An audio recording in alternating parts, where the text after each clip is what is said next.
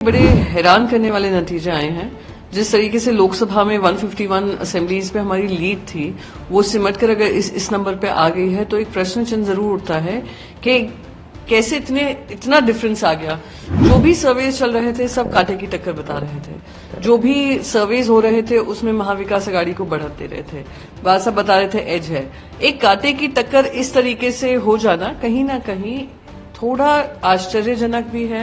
क्या ईवीएम पे भी व्यापक चर्चा होनी चाहिए, स्टेक होल्डर से बात करनी चाहिए। इलेक्शन कमीशन उसको सीधे सीधे खारिज कर देता है। कितनी महाराष्ट्र में कितनी जगहों पर मैं गई थी जहां पे वहां पे लोग आकर हमसे कहते थे वोट तो हम आपको देंगे ही, पर आप ईवीएम पर ध्यान दीजिएगा। इस तरीके के नतीजे आए हैं। एक प्रश्न चिन्ह उठाता है कि क्या ये सही मायने में फ्री एंड फेयर इलेक्शन था।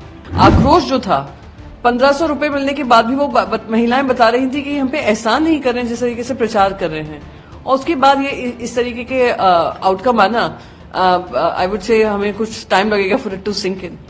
के जो घटक हैं, मतलब जिस तरह से कहा जा रहा है, कभी प्रवीण दरेकर कहते हैं कि मुख्यमंत्री देवेंद्र फडणवीस बनेंगे, नरेश मस्के बोलते हैं कि मुख्यमंत्री एकनाथ शिंदे बनेंगे, और अजीत पवार की तरफ से भी उनके जो हैं लोग कह रहे हैं कि अजीत पवार बनना चाहिए। तो किस तरह से देखती हैं अभी ये मुख्यमंत्री की दौड़ है? देखिए, महाराष्ट्र को संभालना एक बहुत बड़ी जिम्मेदारी है, और महाराष्ट्र में सभी के हितों की लड़ाई लड़ना उससे भी बहुत महत्वपूर्ण है।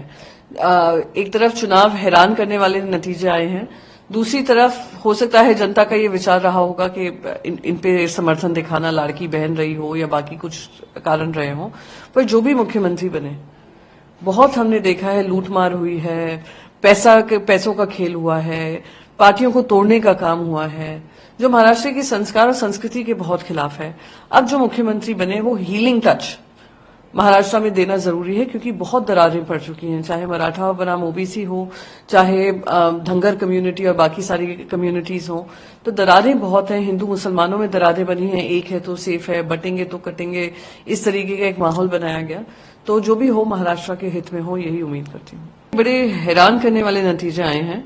जिस तरीके से लोकसभा में 151 असेंबलीज पे हमारी लीड थी, वो सिमट कर अगर इस नंबर पे आ गई है तो एक प्रश्न चिन्ह जरूर उठता है कि कैसे इतना डिफरेंस आ गया। जो भी सर्वेज चल रहे थे सब कांटे की टक्कर बता रहे थे। जो भी सर्वेज हो रहे थे उसमें महाविकास अघाड़ी को बढ़त दे रहे थे। बात सब बता रहे थे एज है।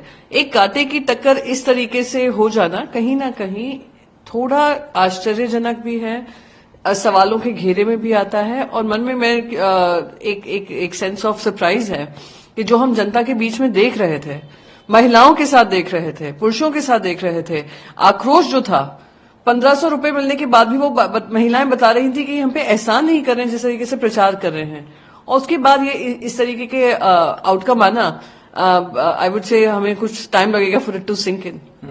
आप ही के पार्टी के नेता संजय राउत का बयान आया कि ये जनता का मैंडेट नहीं है, ये जनता कुछ ना कुछ गड़बड़ हुई है। क्लियरली अगर आप जैसे बार बार मन में एक शंका होती है कि जो पहली बार नहीं उठ रहा है, बार बार उठता जा रहा है कि क्या ईवीएम पे भी व्यापक चर्चा होनी चाहिए, स्टेक होल्डर से बात करनी चाहिए। इलेक्शन कमीशन उसको सीधे सीधे खारिज कर देता है, rather than winning over the confidence of the people.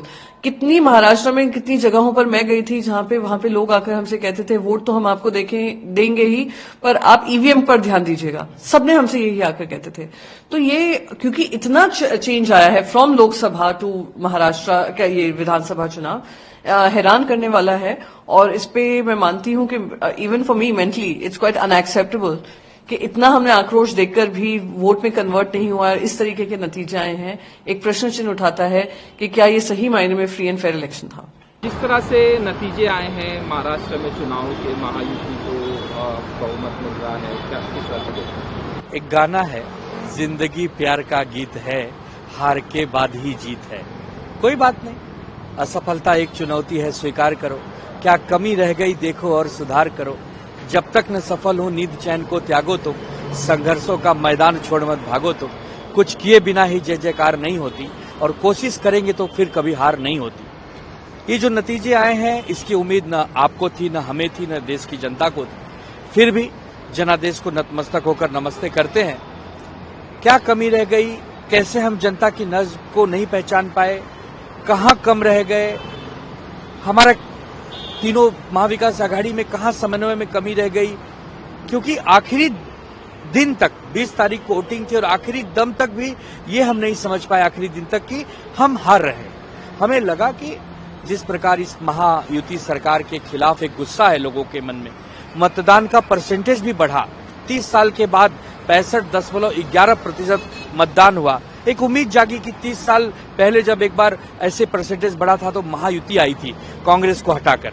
इस बार लगा कि महायुति को हटाकर महाविकास आघाड़ी आएगी, लेकिन नतीजे कुछ और ही आए। फिर भी निराश है, हताश नहीं है। एक नई पारी की शुरुआत फिर करेंगे, फिर जनता का दिल जीतेंगे और एक दिन फिर आएगा कि हमें पूर्ण बहुमत की, प्रचंड बहुमत के साथ आशीर्वाद मिलेगा, हम सरकार बनाएंगे। लेकिन ये हमारे लिए बहुत बड़ा आत्मचिंतन का समय है। एक गहन मंथन और चिंतन का ये सब्जेक्ट है हमारे सामने। हम इसको पूरी तरह से देखेंगे, कहाँ कम रह गई, कहाँ हमारे अंदर हम जनता को नहीं पहुंच पाए, जनता की बातों को हम विश्वास में नहीं ला पाए। तो ठीक है, कोई बात नहीं, हिम्मत नहीं हारे हैं, चुनाव हारे हैं। आप ही की पार्टी के नेता संजय राउत कह रहे हैं कि ये जो जनता का मैंडेट नहीं है और कुछ ना कुछ तो गड़बड़ है।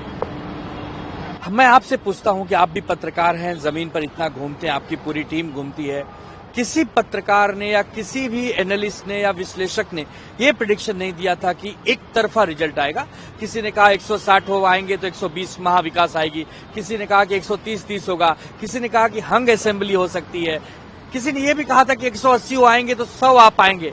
लेकिन पूरी तरह एक तरफा ये जो 40-50 सीटें हमें दिखाई जा रही हैं, ये भी हमें लग रहा है कि ये भी नहीं मिली होती। अगर 288 के 88 उन्हें मिल गई होती तो भी हम शुरुआत करते, हम जीरो से शुरुआत करते। लेकिन कोई बात नहीं, जनता जनार्दन भगवान होती है लोकतंत्र में।